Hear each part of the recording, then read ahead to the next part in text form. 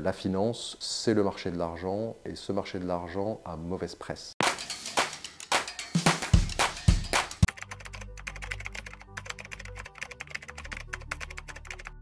Le centre de recherche de Financia est un groupe d'une vingtaine d'enseignants-chercheurs qui ont tous trois casquettes. La première, ce sont des enseignants qui ont une expertise en matière de finance et qui enseignent à Financia. La deuxième chose, c'est que ce sont aussi des professionnels, experts de leur domaine. Et enfin, ce sont des personnes qui ont des choses à dire, des choses à écrire sur leur domaine d'expertise.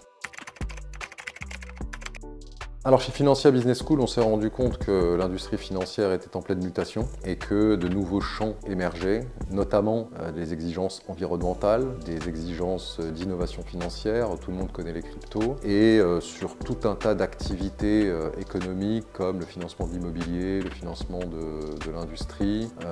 Les champs étaient extrêmement mouvants. Il nous a paru évident et surtout urgent, non seulement d'enseigner ces mutations à nos élèves, mais aussi d'écrire des articles de fond capables de rendre compte de ces changements, de ces mutations, de ces évolutions, de telle sorte à préparer l'avenir et rendre nos étudiants beaucoup plus aguerris dans leurs activités professionnelles respectives.